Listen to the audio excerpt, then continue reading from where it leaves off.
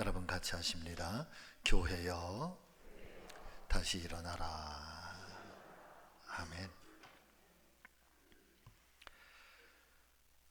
지금으로부터 약 64년 전인 1960년에 세계적으로 유명한 국제 선교 단체인 예수 전도단을 창설하고 현재까지 전 세계 171개국의 지부를 설립하고 35만 명의 젊은이들과 함께 세계 선교에 헌신하고 있는 로렌 커닝햄 목사님은 작년에 10월에 소천을 하시게 됩니다. 그런데 이분께서 1970년에 하나님께 기도할 때 기도 중에 살아계신 하나님의 음성을 듣게 됩니다.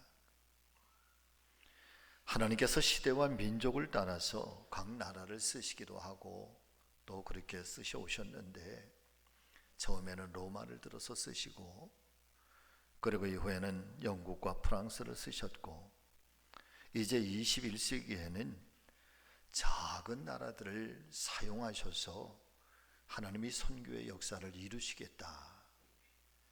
그러면서 네 나라를 지명을 해주셨는데 첫 번째 나라가 노르웨이라고 하는 나라고 두 번째가 뉴질랜드 그리고 세 번째가 대한민국이고 그리고 네 번째가 남아프리카 공화국이라고 말씀해 주셨다는 것입니다. 그런데 다른 세 나라에 대해서는 알겠는데 도대체 이 한국이라고 하는 나라가 어디에 있는 나라인지 잘 알지를 못해서 하나님께 그렇게 질문을 하셨다지. 하나님, 이 한국이라고 하는 나라, 대한민국이라고 하는 나라는 도대체 어디에 있는 나라입니까? 그러면서 그 다음 해 1971년에 김포공항에 도착을 하게 됐는데 와서 보니까 정말 가난하기 짝이 없는 나라. 어떤 나라? 가난하기 그 짝이 없는 나라. 그런 나라임을 알게 되면서 하나님께 하나님 어떻게 이렇게 가난한 나라가 21세기에 하나님의 일을 감당할 수가 있겠습니까? 걱정하고 염려가 참 많았다. 그런 고백을 하고 있습니다. 그 후에 25년이 지난 1996년 예수 전도단 총회를 대한민국에 살 때 와서 보니까 완전하게 달라져 있는 나라. 교회와 성도들도 신앙적으로 완벽하게 준비가 되어져 있고 나라로도 물질적으로도 큰 축복을 받은 나라가 되어 있어서 정말 21세기야말로 하나님께서 이 나라를 사용하셔서 완벽한 선교의 역사를 이루게 될 것이라고 하는 사실을 확신하게 되었다. 그리고 그 이후로부터 전 세계의 모든 예수 전도단 훈련을 할 때 세계 공통어를 훈련을 하는데 첫 번째 언어는 영어를 배우게 하고 그리고 두 번째는 한국어를 배우게 했다라고 하는 것입니다. 그래서 지금 예수 전도단 전 세계 그 젊은이들이 헌신하면서 언어 훈련을 받을 때 여러분 만국의 언어, 대한민국의 언어를 배우면서 21세기에 세계 선교를 이루어갈 한국 사람들과 파트너를 이루기 위해서 그렇게 준비를 하고 있다. 그의 책에서 고백을 하고 있습니다. 사랑하는 여러분, 우리나라는 기적의 연속으로 오늘날의 대한민국을 이룩하게 된 줄로 믿습니다. 일제의 36년의 속국과 6.25 전쟁으로 완전하게 폐허가 되어버렸던 이 가난한 작은 나라가 주변국들의 도움이 없이는 살 수 없었던 우리나라가 올림픽과 또 월드컵 등등의 세계적인 기업들의 일들 또 경제적으로도 10대 강국 안에 들어가는 진정한 그런 경제 강국 1인당 국민소득 4만 불을 바라보게 되는 어마어마하게 축복을 받은 나라가 되었습니다. 그런 것만 아니라 신앙적으로도 한국 세계선교협의회에서 발표한 한국 선교 현황 통계를 보니까 우리나라가 전 세계에 파송한 선교사들이 단기 선교사, 장기 선교사, 그리고 선교 단체에서 파송한 외국인 선교사들까지 23,600여 명이라고 하는 선교사를 전 세계에 파송하면서 지금 현재 미국 다음으로 가장 많은 선교사를 파송하고 있는 선교 강국이 바로 대한민국인 것이죠. 그런데 이런 한국 교회와 한국 성도들의 이 영적인 부흥과 성장이 이 코로나 사태를 겪으면서 자꾸 반복해서 말씀을 드리는 것이 이제 민망해서 더 이상 말씀을 안 드리려고요. 그러나 분명한 것은 근자의 한국 교회와 성도들의 위상과 영광이 어려움에 처해 있고 위기에 처해 있는 것만은 틀림이 없는 것 같습니다. 걱정스럽게 짝이 없지만은 그럼에도 불구하고 다시 한번 교회의 모든 역량과 성도들의 뜨거운 사명과 믿음을 우리가 결집을 해서 우리의 신앙이 다시 한번 처음 사랑으로 돌아가고 다시 한번 복음에 뜨거운 열정을 가지고 여러분 말씀하신 대로 21세기의 전 세계의 선교의 강국으로 하나님께 쓰임받는 이 나라, 이 교회, 그리고 우리 성도들이 되길 위해서 우리가 다시 한번 일어나야 되지 않는가, 다시 회복해야 되지 않겠는가 말이죠.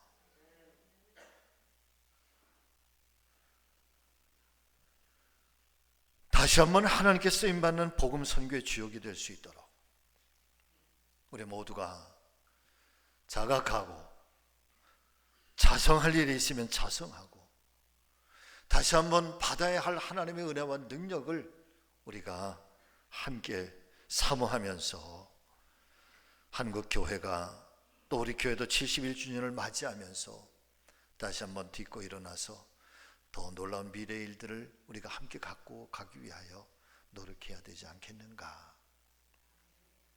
여러분 같이 하십니다. 교회여 다시 일어납시다. 성도들이여 다시 일어납시다. 아멘. 어디에서부터 시작을 해야 되는 걸까? 여러분, 저는요 기본으로 돌아갔으면 좋겠어요. 신앙의 기본.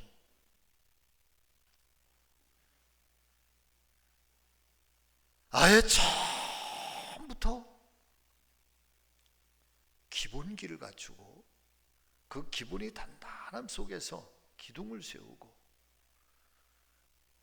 교회를 세우고 교육을 세우고 교회의 문화를 이 땅 가운데 세워서 다시 한번 이 땅에 하나님의 위상과 거룩한 교회의 영광이 회복될 수 있도록, 일어날 수 있도록 우리 모두가 다시 한번 기본으로 돌아갈 수 있는 그런 믿음의 은혜가 이 한국 교회와 사랑하는 성도들, 그리고 특별히 우리 교회에도 그런 은혜가 임하기를 간절히 소망해 봅니다. 그리고 기본이 도대체 뭘까? 첫 번째, 여러분 같이 하십니다. 정체성. 그리스도인은 누구인가? 하나님의 말씀인 성경은 예수 그리스도를 따르는 교회와 성도들을 향해서 아주 명확하게 정의를 내려주시고 있습니다. 너희는 세상의 소금이다. 너희는 세상의 빛이다. 사람은 떡으로만 사는 것이 아니라 하나님의 입에서 나오는 모든 말씀으로 사는 것이다. 바꿔서 말씀을 드리면 사랑하는 성도 여러분, 그리스도인들이 자신의 사명을 이야기할 때 예수님을 믿는 예수의 제자가 누구인가, 나는 도대체 누구인가? 나의 정체성은 도대체 무엇인가? 라고 하는 이것을 인식하고 있다고 하는 것은 대단히 중요한 그런 말씀인 줄로 믿습니다.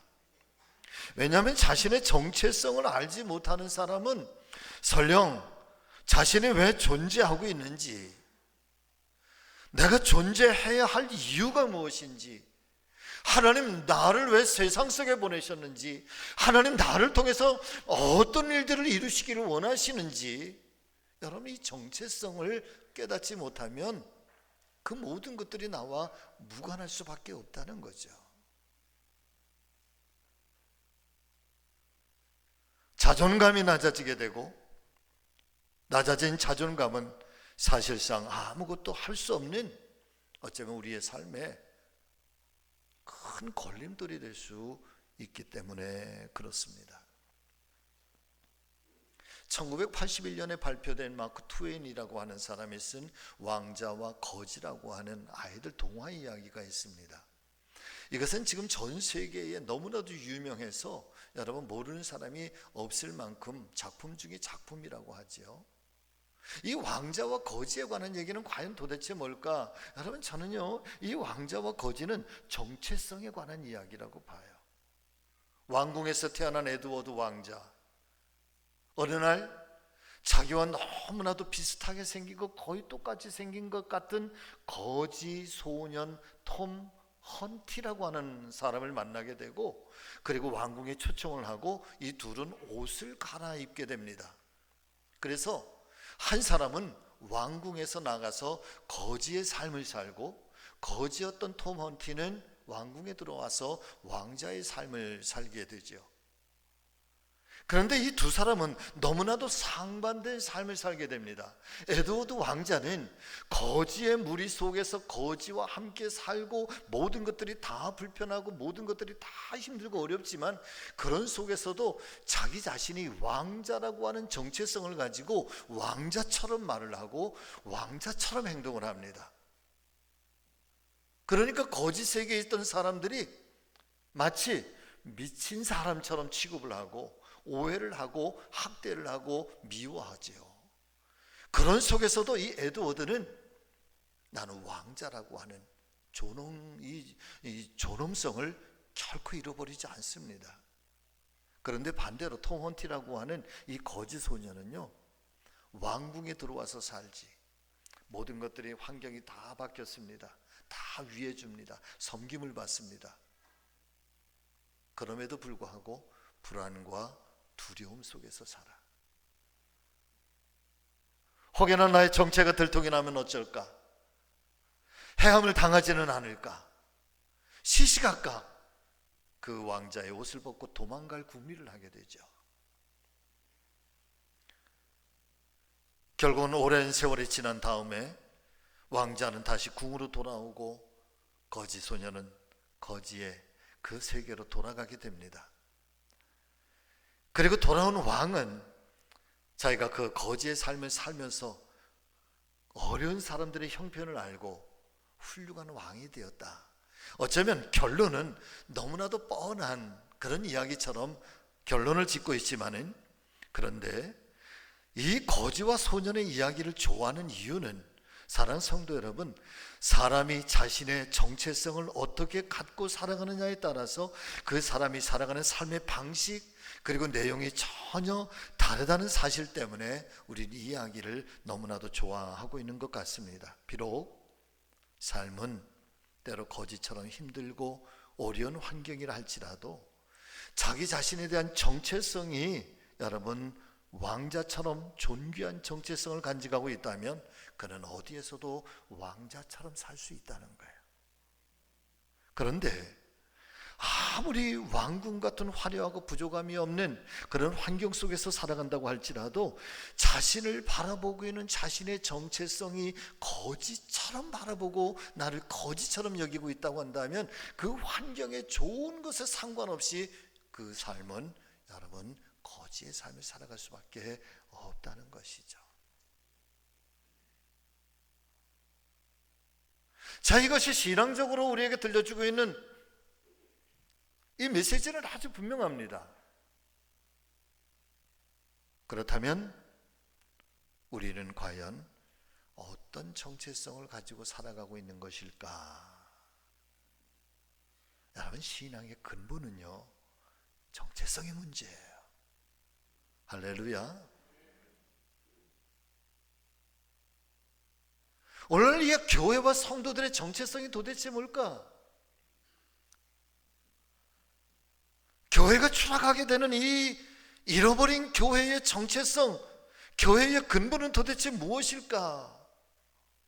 성도들이 이 땅 가운데서 외면받고 있는 이 부끄러움의 정체성은 도대체 뭘까? 교회가, 성도들이 여러분, 우리의 정체성을 스스로 추락하게 하기 때문에 그래요. 여러분, 같이 하십니다. 우리가 존귀한 것은 하나님의 자녀이기 때문에 그렇습니다. 아멘. 저와 여러분들이 이 정체성이 존귀한 거는요, 하나님께서 우리의 아버지가 되어주셨기 때문이에요. 하나님께서 우리에게 자녀된 권세를 주셨기 때문이에요. 그런데 이 하나님으로 말미암아 우리의 정체성이 하나님의 자녀된 권세로 높임을 받았는데, 그런데 그 하나님이 우리에게서 사라져 버리잖아요. 그러면 우리의 본질, 우리의 정체성은요, 죄인이에요. 할렐루야. 그러니까 우리 정체성이 너무너무 놀라운 거예요. 천하에 구원받을 수 없는 죄인, 심판받을 수밖에 없는 죄인이 저 십자가의 은혜로 하나님의 자녀된 권세로 말미암아 영광스러운 존재가 된 거예요. 그러면 이 교회와 성도들의 이 존귀함이 왜 추락하고 있는 것일까? 그래서 근본으로 이렇게 살펴 들어가면 이유는 간단한 거죠. 하나님으로부터 교회가 멀어졌기 때문에 그래요. 우리의 신앙이 하나님과 떨어져 있기 때문에, 하나님을 잃어버렸기 때문에 우리의 본질이 죄의 본질이 드러나게 되는 거죠.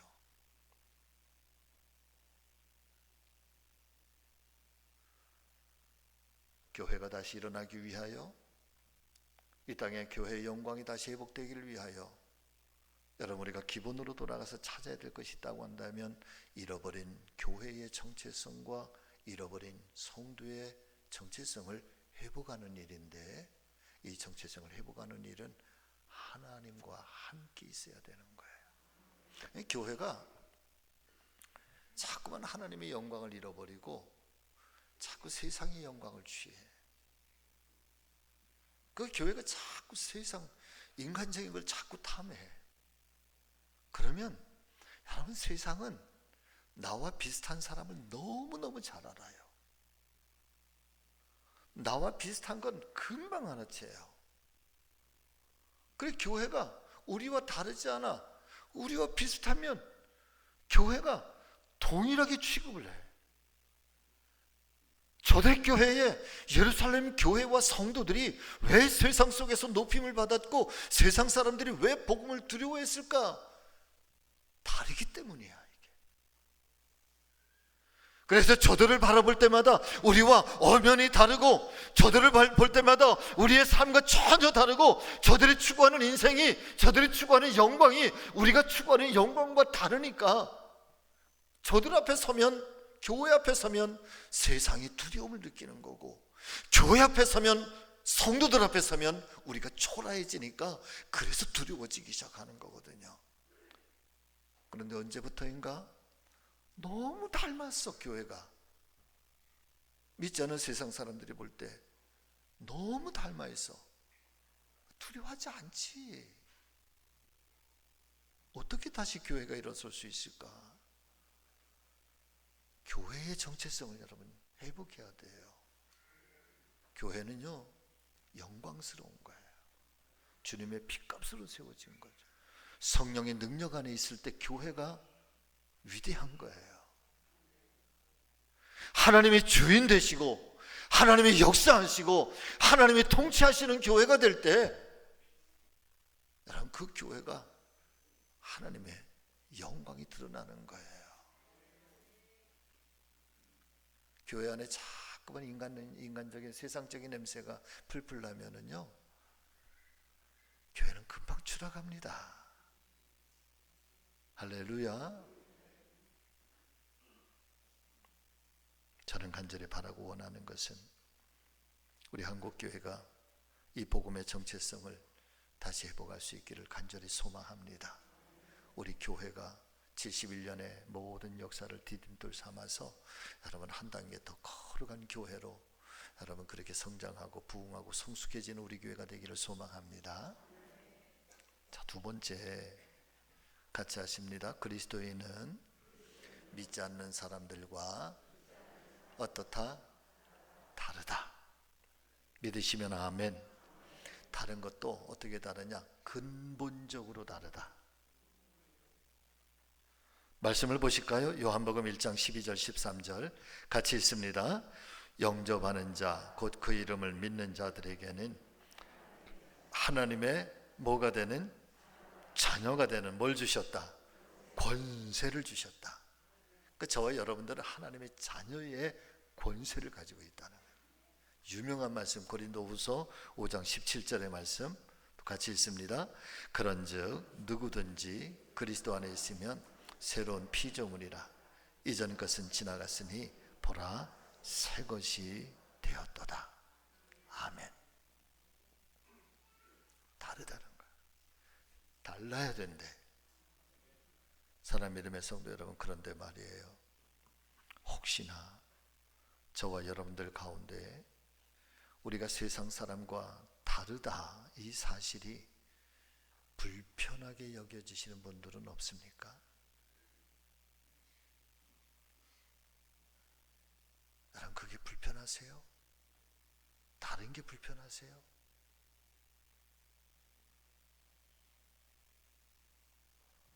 빅터 솔로몬이라고 하는 유대인 랍비인데요, 이 사람이 쓴 유명한 책이 한 권이 있는데 이 책 이름이 Secret of Jewish Survival이라고. 유대주의가, 유대교가 살아남을 수 있었던 비밀. 유대인들이 2000년 동안 유랑하고 방랑하면서 그럼에도 불구하고 그들이 언어를 잃어버리지 않고 그들의 율법을 잃어버리지 않고 그들의 신앙을 잃어버리지 않은 살아남게 된 비밀이 있다는 거예요. 저는 언젠가 지금 그 러시아 선교위원회, 우리 중부연회 러시아 선교위원회 제가 선교위원장이 됐어요. 유라시아, 중앙아시아 쪽에 우리 중부연회하고 이제 MOU를 체결하게 되는데, 제가 러시아에서 잠깐 동안 공부한 적도 있고 그래서 연계가 돼서 제가 감독님이 저에게 길을 맡겨주셨어요. 중앙아시아 또 사할린 또 러시아 우리 동포들과 함께 이렇게 연결돼서 지금 어떤 일들을 만들고 있는데, 그 이야기 중에 1세대의 사할린 동포, 그렇게 러시아에 그렇게 일제시대 때 일본에 의해서 그렇게 보냄을 받았잖아요. 거기서 혹독한 시베리아 안에서도 살아남게 돼요. 근데 1세대의 우리 동포들은, 어르신들은요, 아직 우리나라 말을 기억을 하고 있어요. 그런데 2세대, 3세대 오니까 한국말을 전혀 몰라요. 한마디도 못해. 안녕하세요도 몰라. 불과 50년, 60년, 70년 사이에. 그런데 유대인들은요, 2000년 동안 나라가 없었잖아요. 전 세계에 유랑하는 민족으로. 그런데 그들은 그 언어를 잃어버리지 않았어요. 그들의 신앙을 잃어버리지 않았어요. 그들의 말씀과 율법과 성경을 잃어버리지 않았어요. 어떻게 살아남았을까? 이 솔로몬 박사의 책에 이런 이야기가 나와요. 여러분 보세요. 유대인은 살든지 굶든지 어쨌든 먹을 수 없다. 유대인은 절대 소화가 안 된다. 이 말이 유대인과는 절대로 같이 할 수 없다는 거예요. 이게 그 유대인들을 전 세계의 유럽 사람들, 특별히 유럽 사람들이 유대인들을 폄훼하고 비아냥거리고 배척했던 대표적인 말이에요. 굶든지 삶든지 유대인은 못 먹어. 유대인은 소화가 안 돼. 마치 고래가 요나를 토해내는 것처럼 유대인들은 우리가 토해낼 수밖에 없다. 가까이에서 안 된다. 그러면서 그렇게 유대인들을 비아냥거리고, 그러면서 그렇게 유대인들을 폄훼하고 유대인들을 멀리했어요. 특별히 게르만 민족은 자신들이 세계에서 가장 유능한 민족이라고 해서 유대 민족, 이 유대주의를 아주 그냥 다 없애버리려고 1, 2차 세계대전쟁을 겪으면서 얼마나 많은 유대인들이 학살을 당했습니까? 그런 속에서 살아남은 이 유대인들에게는요, 서바이벌, 생존할 수밖에 없었던 비밀이 한 가지 있었는데, 여러분 그것이 선민의식이에요. 할렐루야. 자, 그 띄워줘 보세요. 우리는 여호와 하나님께, 자, 우리는 하나님께 뭐 받은 민족이다? 선택함을 받은 어떤 민족이다? 성별된 민족이다. 우리는 너희들과 근본적으로 다른 민족이다. 그러므로 우리는 절대로 꺾이지 않을 것이다. 그런 엄청난 핍박을 당하고 죽임을 당하고 학살을 당하고 모멸을 당하고 비아냥을, 그 세월이 2000년이라고 하는 이 어마어마한 세월 동안 그들이 그렇게 모진 세월을 살아오면서도 우리는 하나님의 백성이라는 거예요. 너희와 다른 민족이라는 거예요. 그렇기 때문에 너희들이 아무리 우리를 꺾으려고 밟으려고 해도 우리는 꺾이지 않을 거다.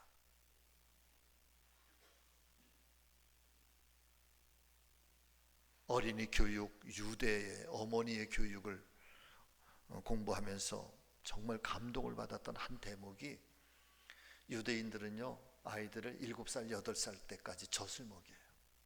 그러면서 끊임없이 엄마 품에서 하나님의 말씀을 들려줘요. 근데 갓난장이로 태어나서 엄마 젖을 먹일 때, 아직 말도 못할 때, 여러분 그때에 이 아이에게 성경을 줘요. 그리고 성경에다가 꿀을 그냥 한 박 쏟아. 꿀 뒷범벅을 만들어. 그러면 이 아이가 아직 일어나지도 못, 기지도 못하고 막 그냥 빨아먹을 그때에 그 성경에 묻어있는 꿀들을 핥아 먹으면서 뭐 온몸으로 다 뒤범벅이 될 때, 말귀도 못 알아듣는 이 아이의 귓가에 유대인 엄마들이 뭐라고 얘기를 하는가 하면요, 하나님의 말씀은 꿀송이보다 달아. 하나님의 말씀은 꿀송이보다 달다. 이걸 계속해서 들려줘. 7살, 8살. 그러면서 뇌리에 하나님의 말씀에 대한 경외감을 여러분 이들은 갖는 거예요. 율법 앞에 옷매무새를 가꾸고, 율법 앞에 무릎을 꿇고, 야훼 여호와의 이름 앞에 여러분 그들은 눈물을 쏟는 거예요. 너희와 다르다는 거지. 이게 살아남을 수 있는 서바이벌 비밀이라는 거예요. 그런 유대인들이 전 세계를 통치하고 다스리는 그런 민족이 되는 거죠. 여러분, 미국이 세상을 지배한다고요? 미국을 지배하는 사람들이 유대인들이에요. 할렐루야. 어디에서부터 오는 거예요? 우린 너희와 다르다. 이게 힘이야. 오늘 교회와 성도들이 어떻게 다시 일어설 수 있을까? 우리는 세상과 다르다. 여러분, 거기에 걸맞는 삶을, 거기에 걸맞는 정신을, 거기에 걸맞는 복음을, 거기에 걸맞는 인생을 펼쳐고 교회가 이 일들을 감당해낼 때 세상은 교회를 두려워할 거예요. 믿으시면 아멘. 그렇게 살아야 돼요. 세상과 물들어서 살면 안 되지. 세상 사람들이 먼저 너 우리와 너무 닮았네, 우리와 너무 똑같으네. 아니, 우리보다 더하네. 그러면 어떡해? 이건 아니잖아요.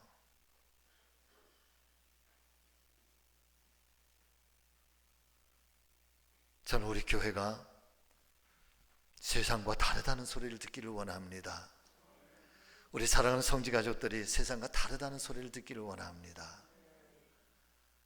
여러분, 우리 다시 한번 올 한 해 회복하고 도약하고 우리 교회를 이 땅 가운데 하나님의 큰 영광을 이루어드리는 그런 성지교회로 우리 모두가 합력하여 함께 세워갈 수 있기를 예수님의 이름으로 축복합니다.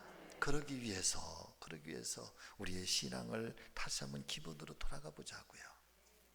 아멘. 내 믿음의 정체성을 여러분 바르게 찾으세요. 나는 하나님의 자녀야. 우리 교회는 하나님이 세우신 교회야. 우리 교회는 성령의 능력 안에 있는 교회야. 우리 교회는 세상의 빛이야. 우리 교회는 세상의 소금이야. 우리로 소망을 선포하고 세상에 소망을 주는 교회야. 내가 또한 그런 믿음의 성도가 되어야 될 거야. 그리고 분명하게 성별된 삶을 살고 성별된 그런 시간들을 펼치셔서 세상 속에서도 여러분 빛이 되는 저와 여러분 모두가 되시기를 예수님의 이름으로 축원을 드립니다. 자, 이